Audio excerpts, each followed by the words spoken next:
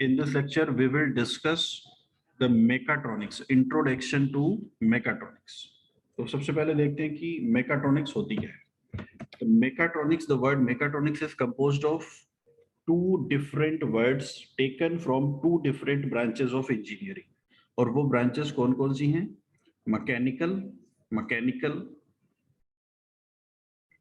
और दूसरी है इलेक्ट्रॉनिक्स.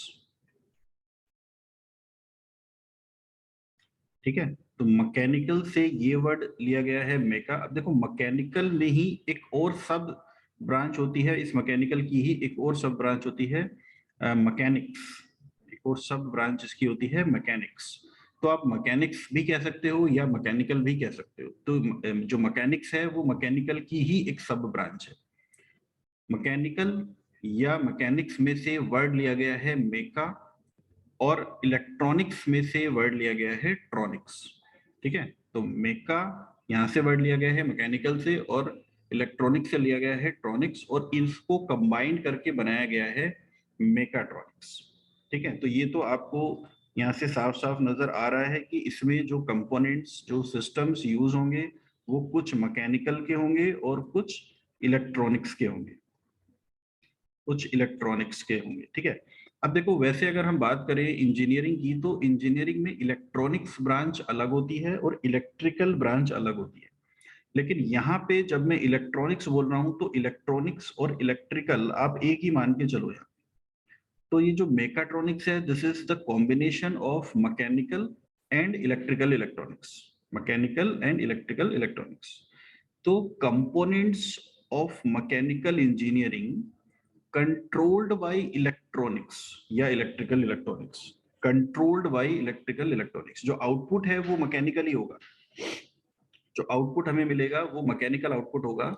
लेकिन उस आउटपुट को हम अगर मैकेनिकल मीडियम से ही कंट्रोल कर रहे हैं तो प्योर मैकेनिकल है. लेकिन अगर उसको हम इलेक्ट्रिकल इलेक्ट्रॉनिक्स के मीडियम से, किसी स्विच के मीडियम से, किसी सेंसर के मीडियम से कंट्रोल कर रहे हैं तो फिर वो हो जाएगा आपका मेकाट्रॉनिक्स का पार्ट. तो this is the definition of mechatronics. अभी जब मेकाट्रॉनिक्स स्टार्ट हुआ था 1969 से इस वर्ड की ये जो वर्ड था वो स्टार्ट हुआ था. तो 1969 में जो मेकाट्रॉनिक्स का मतलब था, ये जो वर्ड बना था ये दो ब्रांचेस को मिला के बनाया था, इलेक्ट्रिकल इलेक्ट्रॉनिक्स और मैकेनिकल. तो स्टार्टिंग में जो मेकाट्रॉनिक्स था that is the combination of electronics and mechanical. लेकिन आज के टाइम में मेकाट्रॉनिक्स में कुछ और चीजें भी ऐड कर दी गई हैं, जैसे इंफॉर्मेशन टेक्नोलॉजी आप कह सकते हैं, कंप्यूटर साइंस इंजीनियरिंग आप कह सकते हैं, आर्टिफिशियल इंटेलिजेंस आप कह सकते हैं. तो ये सारी चीजें भी आज के टाइम पे मेकाट्रॉनिक्स का ही पार्ट है. लेकिन इसके नाम में जो है वो इलेक्ट्रॉनिक्स और मैकेनिकल इसलिए है क्योंकि 1969 में जब ये फर्स्ट टाइम जो ब्रांच है वो इंट्रोड्यूस की गई थी तो उस समय पे इसमें सिर्फ इलेक्ट्रॉनिक्स और मैकेनिकल कंपोनेंट्स के बारे में ही बताया गया था. तो जो स्टार्टिंग की मेकाट्रॉनिक्स थी उसमें सिर्फ मैकेनिकल कंपोनेंट्स थे और इनको इलेक्ट्रॉनिक्स यानी कि सेंसर वगैरह के मीडियम से कंट्रोल किया गया था. ठीक है, और स्विचेस के मीडियम से कंट्रोल किया गया था. तो इसीलिए इसका नाम रखा गया था मेकाट्रॉनिक्स. लेकिन फिर धीरे धीरे जैसे जैसे मेकाट्रॉनिक्स इवॉल्व होती गई, इसमें और ज्यादा इनोवेशंस होते गए रिसर्च के बेसिस पे.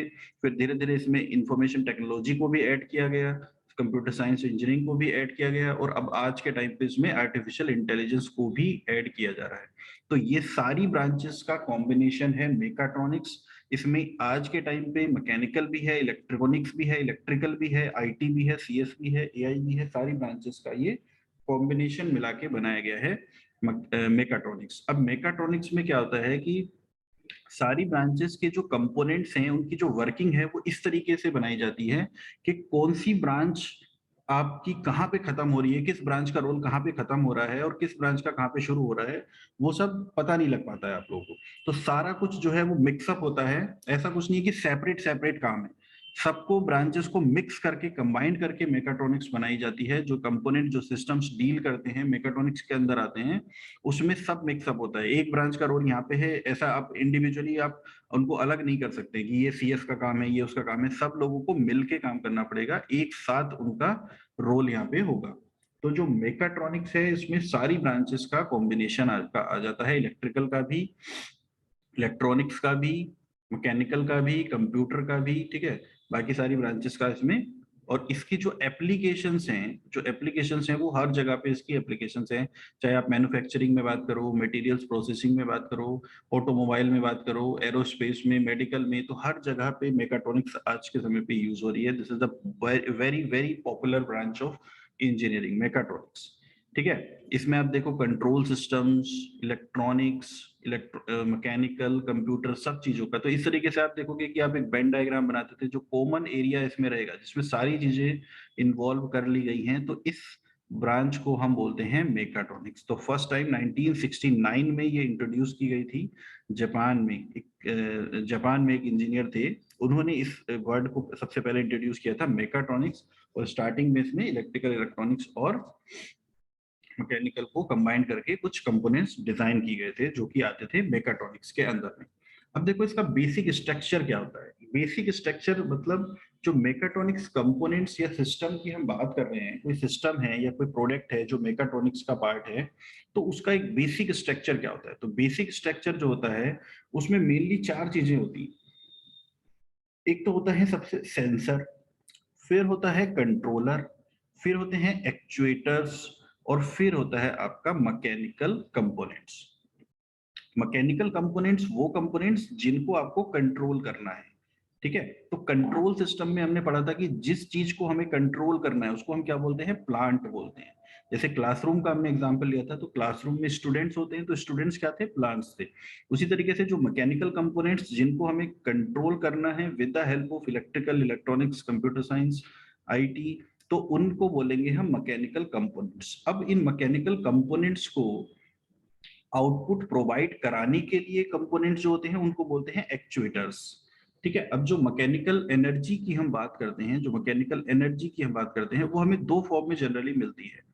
एक तो होता है रेसिप्रोकेटिंग और दूसरा होता है रोटरी। रोटरी, ठीक है। तो जनरली दो फॉर्म में हमें ये जो मैकेनिकल एनर्जी है इसकी आउटपुट हमें मिलती है, या तो रेसिप्रोकेटिंग मोशन में या फिर रोटरी। रेसिप्रोकेटिंग मोशन में जनरली हमारे पास क्या होता है, एक पिस्टन सिलेंडर अरेंजमेंट होता है, और रोटरी मोशन के लिए क्या होता है, कोई व्हील हो सकता है, कोई शाफ्ट हो सकती है जो कि रोटेट करती है। तो रोटरी मोशन के लिए कोई शाफ्ट होती है या कोई मोटर होती है, और रेसिप्रोकेटिंग मोशन के लिए क्या होता है, एक पिस्टन सिलेंडर अरेंजमेंट। तो ये जो आउटपुट आपका प्रोवाइड करेगा मैकेनिकल कंपोनेंट्स को, या तो रेसिप्रोकेटिंग में या रोटरी में, इन कंपोनेंट्स को हम बोलेंगे एक्चुएटर्स। ये होंगे एक्चुएटर्स। तो एक्चुएटर्स जनरली क्या होंगे, पिस्टन सिलेंडर होंगे या कोई शाफ्ट होगी। उसके बाद है कंट्रोलर। कंट्रोलर क्या है, सेंसर और कंट्रोलर। सेंसर से आपको इनपुट मिलेगी और कंट्रोलर क्या करेगा, उस इनपुट को कंट्रोल करेगा कि आगे हमें किस हिसाब से भेजनी है। तो ये इसका एक जनरल लेआउट होता है। चार, याद रखना ये क्वेश्चन 2 नंबर में पूछा जा सकता है। चार मेन कंपोनेंट्स होते हैं मेकाट्रॉनिक्स के, सेंसर, कंट्रोलर, एक्चुएटर और मैकेनिकल कंपोनेंट्स। ठीक है, तो सबसे पहले तो सेंसर से आपको एक इनपुट मिलेगी। ठीक है, सेंसर से इनपुट मिलने के बाद में ये जो सेंसिंग सिग्नल है ये जाएगा आपका कंट्रोलर के पास में, तो ये जो सेंसर और कंट्रोलर हैं ये क्या है, इलेक्ट्रॉनिक कंपोनेंट है। कंट्रोलर जो है वो अपनी कमांड भेजेगा एक्चुएटर को। अब ये एक्चुएटर मोशन प्रोवाइड करेगा किस तरीके का, या तो रोटरी होगा या रेसिप्रोकेटिंग होगा। और किसको प्रोवाइड करेगा, प्लांट्स को। प्लांट्स क्या है, मैकेनिकल कंपोनेंट। मैकेनिकल कंपोनेंट कुछ भी हो सकते हैं, जैसे रोबोट्स हो सकते हैं, ठीक है, व्हीकल्स का कोई कंपोनेंट हो सकता है, न्यूमेरिकल कंट्रोल मशीन्स हो सकती हैं, ठीक है, व्हीकल के इंजन हो सकते हैं, कन्वेयर सिस्टम हो सकते हैं, असेंबली सिस्टम, एयरक्राफ्ट इंजन हो सकता है, डिफेंस का कोई इक्विपमेंट हो सकता है, कोई क्रेन हो सकती है। तो कोई भी मैकेनिकल कंपोनेंट हो सकता है। अब उस मैकेनिकल कंपोनेंट से काम कराने के लिए हम उसको या तो रेसिप्रोकेटिंग मोशन प्रोवाइड कराएंगे या रोटरी मोशन प्रोवाइड कराएंगे, तो उसको बोलेंगे हम एक्चुएटर। और इन सबको कंट्रोल करने के लिए कंट्रोलर है और फीडबैक देने के लिए एक सेंसर है। तो ये चार चीजों को मिला के बनता है बेसिक स्ट्रक्चर ऑफ मेकाट्रॉनिक्स। इसमें चार जो कंपोनेंट हैं, that is very important, sensors, controllers, actuators and mechanical components. ठीक है, उसके बाद हम देखते हैं डिसिप्लिनरी फाउंडेशन क्या है। डिसिप्लिनरी फाउंडेशन मतलब कौन कौन से डिसिप्लिन को, डिसिप्लिन का मतलब होता है ब्रांचेस, तो कौन कौन से डिसिप्लिन को या ब्रांचेस को मिला के मेकाट्रॉनिक्स बनता है। तो जैसे मैंने अभी बताया कि स्टार्टिंग में जो था वो इलेक्ट्रिकल, इलेक्ट्रॉनिक्स और मैकेनिकल था, लेकिन आज के टाइम पे जैसे जैसे मेकाट्रॉनिक्स का इवोल्यूशन हो रहा है उसमें इंफॉर्मेशन टेक्नोलॉजी और कंप्यूटर सिस्टम्स को भी ऐड कर दिया गया है। तो सारी चीजें यहाँ पे हैं, मैकेनिकल सिस्टम है, इलेक्ट्रिकल इलेक्ट्रॉनिक सिस्टम है, इंफॉर्मेशन सिस्टम है और कंप्यूटर सिस्टम है। सारी चीजों को अब इस समय पे मेकाट्रॉनिक्स में ये सारी चीजें डील की जा रही है, मैकेनिकल, इलेक्ट्रॉनिक्स, कंप्यूटर इंजीनियरिंग और इंफॉर्मेशन सिस्टम। तो ये सारे डिसिप्लिन है जो इसमें इंक्लूड किए गए हैं। एक और सिस्टम है आर्टिफिशियल इंटेलिजेंस जो अभी इंक्लूड इसके अंदर किया जा रहा है, that is in the research stage. तो ये जो है वो रिसर्च स्टेज में अभी है। कुछ कंपोनेंट्स आर्टिफिशियल इंटेलिजेंस को इंक्लूड करके बनाए गए हैं, कुछ अभी रिसर्च स्टेज में है, अभी धीरे धीरे डेवलप किया जा रहा है। तो अभी के टाइम पे मेनली जो है वो 4 डिसिप्लिन इसमें आती हैं, mechanical, electrical, electronics, computer engineering and information technologies. तो एग्जाम्पल्स की अगर हम बात करें तो बहुत सारे एग्जाम्पल्स हैं मेकाट्रॉनिक्स के। आज के टाइम पे प्योरली मैकेनिकल जो कंपोनेंट्स हैं वो ऑलमोस्ट ऑब्सलीट से ही हो गए हैं, उसमें हर जगह पे आपका मेकाट्रॉनिक्स इन्वॉल्व हो गया है। मींस जो कंपोनेंट्स हैं वो मैकेनिकल कंपोनेंट्स हैं, लेकिन उनका जो कंट्रोल है वो कहीं ना कहीं इलेक्ट्रॉनिक मीडियम से हो रहा है। जैसे आप बात करेंगे रोबोट, एक रोबोट होता है, तो रोबोट में आप देखो जो कंट्रोल है जनरली, जैसे छोटा सा एक रोबोट है तो इसको आप रिमोट के मीडियम से कंट्रोल करते हैं। ठीक है, तो अगर आप इसको रिमोट के मीडियम से जैसे कंट्रोल कर रहे हो तो फिर कहीं ना कहीं इसमें कुछ ना कुछ सेंसर्स लगे होंगे जो उसके इनपुट को लेंगे, कंट्रोलर होगा। अब देखो जैसे ये तो आपका मैकेनिकल कंपोनेंट है, जैसे ये एक आर्म है, ये एक मैकेनिकल कंपोनेंट है।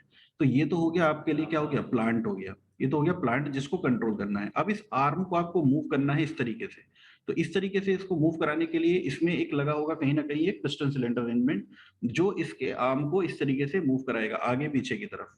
तो जो इसके अंदर एक पिस्टन सिलेंडर अरेंजमेंट लगा होगा वो तो हो गया आपका एक्चुएटर। और ये इस रोबोट की जो आर्म है ये हो गया आपका प्लांट या मैकेनिकल कंपोनेंट। और कंट्रोलर होगा जो उस पिस्टन सिलेंडर की आउटपुट को कंट्रोल करेगा कि इसको आगे लेके जाना है या पीछे लेके जाना है। तो वो कंट्रोल सिस्टम हो गया, कुछ सेंसर्स वगैरह लगे होंगे। तो ये 4 बेसिक कंपोनेंट्स इसमें हो गए। जैसे एक कार हो गई आपकी, छोटी सी एक रिमोट वाली कार हो जाएगी। ठीक है, जो सीडी प्लेयर है, अब देखो जैसे सीडी प्लेयर है तो इस सीडी प्लेयर को घुमाने के लिए एक छोटी सी मोटर लगी होगी। सीडी प्लेयर को इसको रोटेट कराने के लिए यहाँ पे अगर आप देखो तो इसमें एक छोटी सी मोटर लगी होगी इस तरीके के, और इसके ऊपर जो है वो एक ये डिस्क लगी हुई है। तो ये जो डिस्क लगी हुई है ये तो हो गया आपका मैकेनिकल कंपोनेंट। ठीक है, इसको घुमाने के लिए जो मोटर है ये हो गया आपका एक्चुएटर। ठीक है, एक्चुएटर जो है वो जरूरी नहीं है कि कोई मैकेनिकल कंपोनेंट ही हो, वो आपका इलेक्ट्रिकल कंपोनेंट भी हो सकता है। जैसे अगर मोटर है और मोटर जो है किससे चल रही है, इलेक्ट्रिसिटी से, तो अगर कोई मोटर की हम बात कर रहे हैं तो motor is an electrical actuator, electrical actuator. तो एक्चुएटर आपका मैकेनिकल हो सकता है, हाइड्रोलिक हो सकता है, न्यूमेटिक हो सकता है, इलेक्ट्रिकल भी हो सकता है। ठीक है, लेकिन जो डिस्क है that is a mechanical part. तो इसको रोटेट कराने के लिए एक मोटर लगी हुई है, ये हो गया एक्चुएटर। बाकी इसमें कंट्रोलर और सेंसर वगैरह भी लगे हुए हैं। तो ये कुछ एग्जांपल्स हो गए। इसके बाद और एग्जांपल्स बात करूं तो जो हाउस होल्ड में यूज होने वाला सबसे कॉमन एग्जांपल है, this is a washing machine. आपके घरों में जो यूज होती हैं automatic washing machines, that is the house hold example of mechatronics जहां पे घरों में यूज हो रही है। Air conditioning, air conditioning is an example of mechatronics जो आपके घरों में यूज हो रहा है। इसके अलावा ऑटोनोमियस फ्लाइट कंट्रोल सिस्टम जैसे ड्रोन्स वगैरह हैं, तो ड्रोन्स में भी आपका क्या यूज हो रहा है, मेकाट्रॉनिक्स यूज हो रहा है। सब सी व्हीकल्स, जो सी में जाने वाले व्हीकल्स होते हैं वो सब भी क्या है, मेकाट्रॉनिक्स के अंदर में आते हैं। कार्गो हैंडलिंग, इस सब में क्या होती है, मेकाट्रॉनिक्स इन्वॉल्व हो रही है। तो वॉशिंग मशीन में भी अगर आप देखो तो वॉशिंग मशीन में क्या है, नीचे की तरफ क्या लगी हुई है, एक मोटर लगी हुई है, और इस मोटर के ऊपर क्या लगा हुआ है, एक व्हील लगा हुआ है। इस व्हील में आप देखो तो इस तरीके से छोटे छोटे ये ब्लेड्स होते हैं। तो ये वाला जो व्हील है इसको रोटेट कराता है, this is the mechanical component. ये जो है दिस इज द एक्चुएटर, और इस सबको कंट्रोल करने के लिए कंट्रोलर है और कुछ सेंसर वगैरह भी इसमें लगे हुए होते हैं। तो ये 4 मेन कंपोनेंट्स हो गए आपके मेकाट्रॉनिक्स के। ये कुछ एग्जाम्पल्स हैं मेकाट्रॉनिक्स के। ठीक है, उसके बाद देखते हैं what are the advantages of mechatronics. तो एडवांटेजेस क्या है, देखो, it is cost effective and it can produce high quality products. जहां पे आप मेकाट्रॉनिक्स यूज करोगे, प्रोड्यूस की बात आ रही है तो मतलब हम प्रोडक्शन की बात कर रहे हैं। प्रोडक्शन मतलब मैन्युफैक्चरिंग। तो जो मैन्युफैक्चरिंग इंडस्ट्री है अगर वहां पे आप यूज कर रहे हो मेकाट्रॉनिक्स को, तो आपके जो हाई क्वालिटी प्रोडक्ट्स हैं वो बनाए जा सकते हैं, और वो जो प्रोडक्ट्स हैं वो कॉस्ट इफेक्टिव भी होंगे। अब देखो, कॉस्ट इफेक्टिव का मतलब ये नहीं है कि वो सस्ते होंगे। ठीक है, कॉस्ट इफेक्टिव का मतलब ये है कि जितनी कॉस्ट उसमें इन्वॉल्व होगी वो वर्थ होगी। अपनी कॉस्ट के हिसाब से वो उतने इफेक्टिव होंगे कि उस कॉस्ट को जस्टिफाई कर सके। जैसे आपको एक एग्जांपल लेके बताता हूँ। मान लो कि 5,000 वाला एक फोन है और एक 10,000 वाला फोन है। ठीक है, तो ऐसा तो नहीं है कि भाई 10,000 वाला तो महंगा है तो 10,000 वाला तो कोई लेगा ही नहीं, क्योंकि ये तो महंगा फोन है, सब 5,000 वाले लेंगे। लेकिन ऐसा होता नहीं है, 10,000 वाला फोन भी लोग लेते हैं ना। क्यों लेते हैं? क्योंकि ये 10,000 वाला जो फोन है वो कॉस्ट इफेक्टिव है, वो अपनी कॉस्ट के हिसाब से उतना इफेक्टिव भी है कि अपनी कॉस्ट जो उसके 10,000 है उसको जस्टिफाई कर सके, क्योंकि उसमें जो फीचर्स हैं वो ज्यादा हैं। तो इसी तरह से जो प्रोडक्ट आप मेगाट्रॉनिक्स को यूज करके बनाओगे ना, उसमें कॉस्ट तो ज्यादा आएगी, लेकिन वो अपनी कॉस्ट को जस्टिफाई भी करेगा। उसमें फंक्शंस ज्यादा हो सकते हैं, या उसकी जो क्वालिटी है वो बहुत अच्छी हो सकती है। तो इस तरीके से जितनी कॉस्ट उसमें इन्वॉल्व होगी, ऑब्वियसली ज्यादा होगी नॉर्मल के मुकाबले, लेकिन वो कॉस्ट इफेक्टिव होगा, कॉस्ट को जस्टिफाई करेगा। अब आप देखो, जैसे वॉशिंग मशीन की आप बात करो, जो मैनुअल वाली वर्क की वॉशिंग मशीन हैं और जो आपकी ऑटोमेटिक वॉशिंग मशीन है, ऑब्वियसली ऑटोमेटिक वॉशिंग मशीन ज्यादा है, महंगी है। लेकिन इसका मतलब ये थोड़ी है कि महंगी है तो ऑटोमेटिक कोई ले ही नहीं रहा। तो अपनी जो कॉस्ट उसमें ज्यादा इन्वॉल्व हुई है, जो ज्यादा कॉस्ट लगी है ऑटोमेटिक वॉशिंग मशीन को बनाने में, वो अपनी कॉस्ट को जस्टिफाई करती है। उसमें ज्यादा फीचर्स भी फिर आ गए हैं, लोग उसी को लेना पसंद करते हैं। ठीक है, तो अपनी कॉस्ट को जस्टिफाई करती है ये चीज, इसका मतलब है कॉस्ट इफेक्टिव। ठीक है, production of parts and products of international standard gives better reputation and return. मतलब मेकाट्रॉनिक्स को यूज करके अगर आप कोई पार्ट्स बना रहे हो तो आप उसको इंटरनेशनल स्टैंडर्ड से मीट करा सकते हो। अगर इंटरनेशनल स्टैंडर्ड से मीट कर रहा है तो आप उसको बाहर भी सप्लाई कर सकते हो। अगर आपके नेशनल स्टैंडर्ड्स को मीट करेगा तो आप उसको सिर्फ इंडिया में ही सप्लाई कर सकते हो, इंडिया में ही सेल कर सकते हो। लेकिन अगर इंटरनेशनल स्टैंडर्ड्स को मीट करेगा तो आप उसको बाहर भी सप्लाई कर सकते हो। तो it serves effectively for high dimensional accuracy. जो एक्यूरेसी है, डायमेंशनल एक्यूरेसी, वो बहुत अच्छी आती है पार्ट्स की। अगर हम प्रोडक्शन की बात करें कि प्रोडक्शन में अगर हम मेकाट्रॉनिक्स को यूज कर रहे हैं तो it provides high degree of flexibility and modify to redesign. Parts को इजीली रीडिजाइन किया जा सकता है, high degree of flexibility parts में आ जाती है। It provides excellence performance. Performance जो पार्ट की बनेगी वो that is will be very much higher.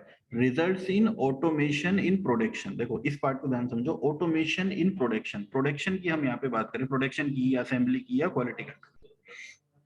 तो प्रोडक्शन में ऑटोमेशन आ जाता है अगर आप मेकाट्रॉनिक्स को यूज कर सकते हो। जैसे आप लोग वर्कशॉप में गए, तो वर्कशॉप में आपने एक मशीन देखी होगी, लेथ मशीन। तो वो जो लेथ मशीन है, उस लेथ मशीन को बोलते हैं मैनुअल लेथ। क्यों? क्योंकि उस पे एक आदमी को कंटिन्यूअसली खड़े रहना पड़ेगा किसी भी तरीके का ऑपरेशन को परफॉर्म करने के लिए। मान लो आपको ऑपरेशन परफॉर्म करना है उस पर टर्निंग, तो कंटिन्यूअसली टर्न करने के लिए, जैसे टर्निंग कैसे करते हैं कि ये आपका एक सर्कुलर पार्ट है। ठीक है, ये आपका एक सर्कुलर पार्ट है। इस सर्कुलर पार्ट का जो डायमीटर है वो 22 mm है सपोज, और आपको इसको 20 mm का करना है। तो आपको क्या करना पड़ेगा, इस पे से 1 mm की एक लेयर उतारनी पड़ेगी। 1 mm इधर से उतरेगी, 1 mm इधर से उतरेगी, तो इसकी जो डायमेंशन है, वो डायमीटर है, वो 20 mm रह जाएगा। तो इस 1 mm की लेयर को इसकी सरफेस पे से उतारने के लिए आप क्या करते हो, यहाँ पे इस तरीके से एक टूल लगा देते हो 1 mm गहराई तक, और इस टूल को धीरे धीरे धीरे धीरे इधर को आप मूव कराते रहते हो यहाँ तक। तो ये जो है ये रोटेट होता रहता है, आपका वर्कपीस जो है वो घूमता रहता है लेथ मशीन में। इस पे आपने टूल लगा दिया तो वो उसको छीलता रहता है, छीलते छीलते यहाँ तक छील देगा। उसके बाद इसका डायमीटर रह जाएगा 20 mm। तो इस ऑपरेशन को बोलते हैं टर्निंग ऑपरेशन। अब इस टर्निंग ऑपरेशन को करने के लिए आपको इस टूल को कंटिन्यूअसली एक बंदे को इधर की तरफ को मूव कराना पड़ेगा। इधर मूव कराता रहेगा वो, यहाँ तक ये घूमता तो रहेगा अपने आप, लेकिन टूल को मूव कराने के लिए एक बंदा चाहिए। तो ये होती है आपकी मैनुअल लेथ। वहीं इस लेथ मशीन में अगर हम मेकाट्रॉनिक्स लगा देते हैं तो इस तरह की मशीन्स को हम बोलते हैं CNC lathe. CNC lathe, CNC lathe, CNC lathe में क्या होता है, computer numeric control lathe machine हो जाती है। ठीक है, इसमें हम प्रोग्रामिंग कर देते हैं और टूल जो है अपने आप धीरे धीरे एक स्पीड से, जो हमने स्पीड उसको दी है उस स्पीड से टूल जो है इधर की तरफ मूव करता रहता है। तो टर्निंग अपने आप हो जाती है, एक बार हमने लगा के जॉब को छोड़ दिया और टर्निंग जो है अपने आप होती रहती है।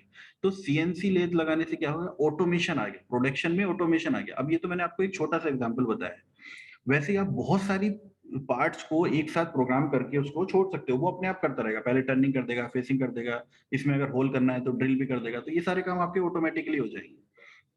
तो जो प्रोडक्शन लाइन है उसमें ऑटोमेशन आ जाएगा, और ऑटोमेशन लाने से क्या होगा, जो प्रोडक्ट है वो जल्दी बन जाएगा, बहुत जल्दी, क्विकली, कम समय लगेगा।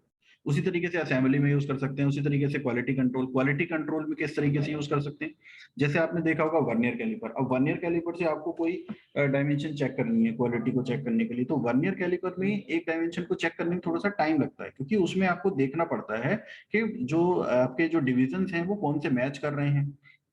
फिर उसके हिसाब से आपको दिमाग में थोड़ी सी कैलकुलेशन करनी पड़ती है, तो उससे थोड़ा सा टाइम लगता है। वहीं अगर आप डिजिटल वर्नियर कैलिपर ले आओगे, तो डिजिटल वर्नियर कैलिपर को बस आपने लगाया और आपको रीडिंग मिल गई।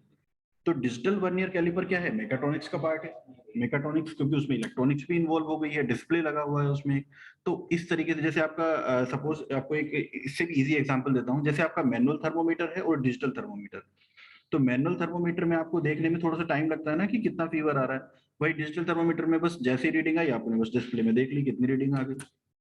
तो उससे जो है प्रोडक्शन जो है वो फास्ट हो जाता है, क्वालिटी कंट्रोल में भी ऑटोमेशन यहाँ पे आ जाता है। तो ये कुछ एडवांटेजेस हैं। इसके अलावा और कुछ एडवांटेजेस क्या हैं इसके, mechatronic system provide increase productivity, क्योंकि देखो अब जब क्वालिटी कंट्रोल जो है वो फास्ट हो जाएगा, आपका प्रोडक्शन जो है वो फास्ट हो जाएगा, तो प्रोडक्टिविटी इंक्रीज हो जाएगी। प्रोडक्टिविटी का मतलब होता है कि आप कितने समय में कितने पार्ट्स बना रहे हो। तो जैसे 1 घंटे में आप 10 पार्ट बना रहे हो और 1 घंटे में आप 20 पार्ट बना रहे हो, तो 1 घंटे में 20 पार्ट बना रहे हो, तो मतलब प्रोडक्टिविटी क्या हो गई है, इंक्रीज हो गई है। तो इंक्रीज्ड प्रोडक्टिविटी, प्रोडक्टिविटी को इंक्रीज कर देता है मैन्युफैक्चरिंग ऑर्गेनाइजेशन में, कौन, मेकाट्रॉनिक्स की हेल्प से। तो उस तरीके से ये कुछ और इसमें एडवांटेजेस हैं। It provides possibility of remote controlling, greater extend of machine utilization का ज्यादा अच्छे से यूज कर सकते हो आप, हायर लाइफ एक्सपेक्टेड की जाती है, proper maintenance and timely diagnosis of the faults, ये सब इन्वॉल्व होता है अगर आप मेकाट्रॉनिक्स को यूज करो। तो ये है कुछ मेकाट्रॉनिक्स के एडवांटेजेस। उसके बाद आते हैं डिसएडवांटेजेस, क्योंकि कुछ एडवांटेजेस है तो कुछ डिसएडवांटेजेस भी जरूर होंगे। डिसएडवांटेजेस में क्या है, इनिशियल कॉस्ट इज हाई। जो इनिशियल कॉस्ट रहेगी, जो आप प्रोडक्ट बना रहे हो, वो थोड़ी सी हाई रहेगी। ये तो ऑब्वियस सी बात है, क्योंकि प्रोडक्ट्स में ज्यादा चीजें इन्वॉल्व हो गई। पहले वो सिर्फ मैकेनिकल कंपोनेंट थे, अब मैकेनिकल कंपोनेंट्स के अलावा उसमें कंट्रोलर भी यूज हो गया है, सेंसर्स भी यूज हो गए हैं। तो फिर इनिशियल कॉस्ट जो है वो तो बढ़ ही जाएगी, और साथ ही साथ कंपोनेंट ज्यादा भी हो गए हैं, तो फिर थोड़ा सा जो है वो कॉम्प्लिकेट भी हो जाएगा प्रोडक्ट। तो और उसके साथ में क्या है, मेंटेनेंस एंड रिपेयर कॉस्ट भी उसकी इंक्रीज हो जाएगी, क्योंकि जितने ज्यादा कंपोनेंट उतनी ज्यादा मेंटेनेंस कॉस्ट हो जाएगी उसकी। तो इनिशियल कॉस्ट भी हाई रहेगी, मेंटेनेंस एंड रिपेयर कॉस्ट भी थोड़ी सी ज्यादा हो सकती है। Multi disciplinary engineering background is required. Multi disciplinary, जैसे एक कंपोनेंट है, आपको कोई कंपोनेंट बनाना है, तो उसको एक मैकेनिकल इंजीनियर इजीली बना सकता है। लेकिन अगर आपको उसमें इलेक्ट्रॉनिक्स भी इन्वॉल्व करनी है, आर्टिफिशियल इंटेलिजेंस इन्वॉल्व करनी है, कंप्यूटर साइंस इन्वॉल्व करनी है, तो ये सारी के लिए आपको अलग अलग इंजीनियर की जरूरत पड़ेगी, और ये सारे जो इंजीनियर हैं वो सब मिलके आपस में काम करेंगे। तो मल्टी डिसिप्लिनरी इंजीनियरिंग बैकग्राउंड चाहिए होगा इस तरह के मेकाट्रॉनिक्स जो कंपोनेंट्स हैं उनको डिजाइन करने के लिए। हाईली ट्रेन्ड वर्कर्स की जरूरत पड़ेगी इसको ऑपरेट करने के लिए, ठीक है। तो ये कुछ एग्जांपल्स हैं। कॉम्प्लेक्सिटी हो जाएगी आइडेंटिफिकेशन में, जो पार्ट्स आप बनाओगे, क्योंकि ज्यादा कंपोनेंट उसमें इन्वॉल्व रहेंगे, तो जो सिस्टम है वो थोड़ा सा कॉम्प्लेक्स भी हो जाएगा। इसके अलावा इंडस्ट्रियल एप्लीकेशंस, किस तरह की इंडस्ट्री में मेकाट्रॉनिक्स को हम यूज कर सकते हैं, कहाँ कहाँ पे हम इसको अप्लाई कर सकते हैं, these are the industrial applications. तो इंडस्ट्रियल एप्लीकेशन में नंबर 1 है डिजाइन एंड मॉडलिंग। अब देखो डिजाइन एंड मॉडलिंग का क्या मतलब है, कि जैसे एक कंपनी है, उसको कुछ पार्ट बनाना है, लेकिन खुद नहीं बनाना, वो किसी दूसरे को ऑर्डर देना है। तो ऑर्डर कैसे देते हैं, उस कंपोनेंट की ड्राइंग बना के अपने जिस कंपनी से बनवाना है उसको सप्लाई कर देते हैं। जो ड्राइंग होती है वो 2D में भी हो सकती है और 3D में भी हो सकती है, जो ड्राइंग हमें बनानी है। तो ये ड्राइंग बनाने के लिए आपके पास एक ऑप्शन है कि आप मैनुअली वो कागज पेन पे उसको पूरा ड्राइंग को बनाओ। दूसरा ऑप्शन होता है उसके कुछ सॉफ्टवेयर्स आते हैं। तो सॉफ्टवेयर पे आप इजीली मैकेनिकल कंपोनेंट को डिजाइन कर सकते हो, जैसे ऑटोकैड है, प्रो इंजीनियरिंग है, सॉलिड वर्क्स है। तो इन सब कंपोनेंट्स में, इन सब सॉफ्टवेयर्स में आप उस कंपोनेंट को इजीली डिजाइन कर सकते हो। तो इन सब कंपोनेंट्स को डिजाइन करने के लिए आपको मैकेनिकल इंजीनियरिंग की जरूरत पड़ेगी, क्योंकि कंपोनेंट्स को डिजाइन करना है, सारी चीजें, ड्राइंग कैसे बनाते हैं, मैकेनिकल इंजीनियरिंग की जरूरत पड़ेगी। तो और उसके साथ में आपको कंप्यूटर की भी जरूरत पड़ेगी, कंप्यूटर में तो सॉफ्टवेयर चलेगा, तो कंप्यूटर की भी जरूरत पड़ेगी, इलेक्ट्रॉनिक्स की भी जरूरत पड़ेगी। तो ये सारा क्या है, मेकाट्रॉनिक्स के अंदर में आता है। तो यहाँ मेकाट्रॉनिक्स का एक एग्जाम्पल है आपका, जहां जिस तरह की इंडस्ट्री में यूज हो सकता है। तो किस तरह की इंडस्ट्री में यूज हो सकता है, जो इंडस्ट्रीज डिजाइन एंड मॉडलिंग के सॉफ्टवेयर बनाती है। इसके अलावा अलग से जो सॉफ्टवेयर इंटीग्रेशन कुछ पार्ट्स आते हैं, जैसे सॉफ्टवेयर जो इंक्लूड होते हैं, कैड होता है, computer aided design, computer aided testing होती है, computer aided engineering, computer aided process planning, ये सब अलग अलग टाइप के प्रोग्रामिंग के सॉफ्टवेयर हैं जो मैकेनिकल कंपोनेंट्स को मैन्युफैक्चरिंग इंडस्ट्री में यूज होती हैं, मैकेनिकल कंपोनेंट्स को प्रोडक्ट प्रोड्यूस करने के लिए, मैन्युफैक्चर करने के लिए। तो इन इंडस्ट्रीज में इसका यूज हो सकता है। एक्चुएटर और सेंसर मैकेनिकल, इलेक्ट्रिकल, हाइड्रोलिक और न्यूमेटिक, ये मैंने बताया था। जो एक्चुएटर हैं वो मैकेनिकल हो सकते हैं, इलेक्ट्रिकल हो सकते हैं, हाइड्रोलिक हो सकते हैं और न्यूमेटिक एक्चुएटर्स हो सकते हैं जो कि इंडस्ट्री में यूज हो सकते हैं। ठीक है, तो इस तरह की इंडस्ट्री में आप इसको यूज किया जा सकता है। Intelligent control, feedback control system. Feedback control system क्या होता है? जो मैंने कंट्रोल सिस्टम बताए थे, कंट्रोल सिस्टम में एक होते हैं ओपन लूप, एक होते हैं क्लोज लूप। तो क्लोज लूप में एक फीडबैक सिस्टम भी होता है, सेंसर के थ्रू हम उसको फीडबैक भी करते हैं। तो ये जो मेकाट्रॉनिक्स है ये आती है आपकी फीडबैक कंट्रोल सिस्टम या क्लोज लूप कंट्रोल सिस्टम के अंदर। तो इंटेलिजेंट कंट्रोल, जैसे एयर कंडीशनिंग होती है आपकी, तो एयर कंडीशनिंग है या ऑटोमेटिक वॉशिंग मशीन है, ये सब किसमें आती है? Intelligent control. तो इस तरह की इंडस्ट्री में आप इसको यूज कर सकते हैं। सेंसर लगा हुआ है, टेम्परेचर को अपने आप से वो मेजर कर लेगा, फ्लूइड फ्लो कितना है, प्रेशर कितना है, स्पीड कितनी है। जैसे स्पीड व्हीकल्स में क्या होता है आजकल, स्पीड को मेजर करने के लिए सेंसर्स लगे होते हैं। तो इस तरह की इंडस्ट्री में भी इसको यूज किया जा सकता है। रोबोटिक्स में तो आप लोगों को पता ही है, रोबोटिक्स में तो प्योरली यूज है मेगाट्रॉनिक्स का। और मैन्युफैक्चरिंग इंडस्ट्री में जैसे मैंने सीएनसी का आपको एग्जांपल बताया, कंप्यूटर न्यूमेरिकली कंट्रोल मशीन्स जो होते हैं, मैन्युफैक्चरिंग इंडस्ट्री में भी मेकाट्रॉनिक्स का यूज है। जैसे सीएनसी वगैरह जो मशीन्स होती हैं, इन सब में मेकाट्रॉनिक्स का पूरा यूज है। उसके बाद आते हैं, टॉपिक है इवोल्यूशन लेवल ऑफ मेकाट्रॉनिक्स। मतलब मेकाट्रॉनिक्स जब स्टार्ट हुई थी तब से लेके किस तरीके से मेकाट्रॉनिक्स में इवोल्यूशन आ रहे हैं, किस किस तरीके से इसमें इसमें इनोवेशन की जा रही है मेकाट्रॉनिक्स में। तो ये भी एक इंपॉर्टेंट टॉपिक है। तो सबसे पहले देखते हैं primary level of mechatronics. Primary level क्या था? This level incorporates input output devices such as sensors and actuators that integrates electrical signal with mechanical action at the basic control level. Example क्या है इसका? electrically controlled fluid valves and relays. तो देखो primary level में क्या था? Primary level में सिर्फ और सिर्फ इलेक्ट्रिकल, इलेक्ट्रॉनिक्स और मैकेनिकल थी, और किसी चीज का कोई भी रोल नहीं था इसमें। फिर उसके बाद में जैसे एग्जांपल इसका लिखा हुआ है, मान लो कि ये एक पिस्टन सिलेंडर अरेंजमेंट है। मैं आप लोगों को एक अलग एग्जांपल देके बताता हूँ। ये एक पिस्टन सिलेंडर अरेंजमेंट है, इस तरीके का, इसमें एक पिस्टन लगा हुआ है। ठीक है, अब ये हाइड्रोलिक सिलेंडर है। हाइड्रोलिक सिलेंडर में क्या है? हाइड्रोलिक का मतलब होता है कि किसी ऑयल से, किसी लिक्विड से ये चलेगा। तो अगर यहां से कोई लिक्विड को हम पास कराएंगे अंडर प्रेशर, तो उस प्रेशर की वजह से इस पे इधर से फोर्स लगाएगा, तो ये जो पिस्टन है वो इधर की तरफ मूव करेगा। और अगर इधर की तरफ से हम कोई फ्लूइड को पास कराएंगे, तो इधर की तरफ से अंडर प्रेशर किसी फ्लूइड को पास कराएंगे तो वो इधर से इसको फोर्स लगाएगा, और जो पिस्टन है वो इधर की तरफ मूव कर सकता है। ठीक है, अब इधर से फ्लूइड को पास कराना है या इधर से फ्लूइड को पास कराना है, इसके लिए हम एक वॉल्व का यूज करते हैं इस फ्लूइड को डायरेक्शन देने के लिए, जिसको बोलते हैं डायरेक्शन कंट्रोल वॉल्व। इसको बोलते हैं डायरेक्शन कंट्रोल वॉल्व। अब इस डायरेक्शन कंट्रोल वॉल्व में होता है एक मैकेनिकल लीवर, एक लीवर होता है। अब इस लीवर को आप इधर कर दोगे तो इधर से फ्लूइड जाएगा और इधर से वापस आ जाएगा। ठीक है, इधर वाला जो फ्लूइड होगा, ये वाला नहीं जो इधर से गया है, इधर में जो पहले से होगा वो वापस आ जाएगा। और अगर इसको लीवर को इधर कर दोगे तो इधर से फ्लूइड एंटर करेगा, इधर से वापस आ जाएगा। यानी कि आप इसको इधर करोगे तो पिस्टन इधर घूमेगा, और लीवर को इधर करोगे तो इधर घूमेगा। तो ये तो पूरा प्योरली मैकेनिकल हो गया। वहीं इसमें अगर हम कुछ वायर्स के थ्रू इस डायरेक्शन कंट्रोल वॉल्व को इलेक्ट्रिकल वायर्स के थ्रू बटन से कंट्रोल कर सकते हैं। एक आपने बटन दबाया तो इधर से फ्लूइड जाना चालू हो गया, एक दूसरा इधर वाला बटन दबाया तो इधर से जाना चालू हो गया। यानी कि हम यहाँ पे बटन्स के थ्रू इस पिस्टन के मूवमेंट को कंट्रोल कर सकते हैं। तो ये सबसे था प्राइमरी लेवल का मेकाट्रॉनिक्स। ठीक है, सबसे प्राइमरी लेवल का, जिसमें सिर्फ इलेक्ट्रिकल और मैकेनिकल कंपोनेंट्स को यूज किया गया था। ठीक, उसके बाद सेकेंडरी लेवल ऑफ मेकाट्रॉनिक्स में क्या है? This level integrates micro electronics into electrically controlled devices. इसमें थोड़ा सा माइक्रो इलेक्ट्रॉनिक्स कंपोनेंट्स को भी इसमें ऐड कर दिया गया। फॉर एग्जांपल कैसेट प्लेयर्स जो थे आपके, जो कैसेट प्लेयर्स थे उसमें इलेक्ट्रिकल, मैकेनिकल, तो एक मोटर लगी हुई है जो कैसेट में रील को घुमा रही है, जो रील को घुमाने के लिए मोटर लगी हुई है। कंपोनेंट जो है आपका वो मैकेनिकल कंपोनेंट है, यानी कि कैसेट। और उसको घुमाने के लिए एक्चुएटर जो है वो क्या है? इलेक्ट्रिकल मोटर है। दो छोटी छोटी इलेक्ट्रिकल मोटर है जो कैसेट को घुमा रही है। और इस सबको कंट्रोल करने के लिए कहीं ना कहीं पे हमने माइक्रो इलेक्ट्रॉनिक्स का यूज किया हुआ है। तो ये हो गया आपका सेकेंडरी लेवल का मेकाट्रॉनिक्स, इवॉल्व होते हुए, क्योंकि 1969 के बाद में फिर उसके बाद इवॉल्व होते हुए ये सेकेंडरी लेवल ऑफ मेकाट्रॉनिक्स आ गया। उसके बाद है थर्ड लेवल ऑफ मेकाट्रॉनिक्स। इसमें क्या किया गया, third, this level incorporates advance feedback function. इसमें फीडबैक फंक्शन को भी इंक्लूड किया गया। जैसे आपका एसी है तो एसी में फीडबैक सिस्टम भी आ गया, एक टेम्परेचर सेंसर और लगा दिया उसमें, ठीक है, टेम्परेचर सेंसर और लगा दिया तो फीडबैक भी आपको मिलता चला जा रहा है। मान लो आपने 25 डिग्री सेल्सियस का टेम्परेचर आपने सेट किया हुआ है, तो अगर 25 डिग्री सेल्सियस ऐड हो गया तो वो अपने आप से कंप्रेसर को क्या करेगा, बंद कर देगा। तो यहाँ पे एक फीडबैक सिस्टम और लगा दिया गया, तो ये थर्ड लेवल ऑफ मेकाट्रॉनिक्स हो गया। अभी के टाइम पे जो चल रहा है वो थर्ड लेवल ऑफ मेकाट्रॉनिक्स चल रहा है। फोर्थ लेवल ऑफ मेकाट्रॉनिक्स में आर्टिफिशियल इंटेलिजेंस को भी इसमें ऐड किया जा रहा है।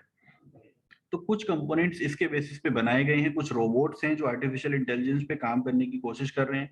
बाकी ये जो फोर्थ लेवल है ये अभी ज्यादातर रिसर्च स्टेज में ही है। तो आर्टिफिशियल इंटेलिजेंस को भी अब इसमें ऐड किया जा रहा है, बट अभी पूरी तरीके से इसको यूज में नहीं लाया गया है। अभी तक हम सिर्फ थर्ड लेवल ऑफ मेकाट्रॉनिक्स पे चल रहे हैं। फोर्थ वाले का कुछ कुछ पार्ट जो है वो यूज किया जा रहा है, कहीं कहीं पे, काफी जगह पे, कुछ कुछ जगह पे अभी इसका यूज अभी जो है वो रिसर्च स्टेज में ही चल रहा है।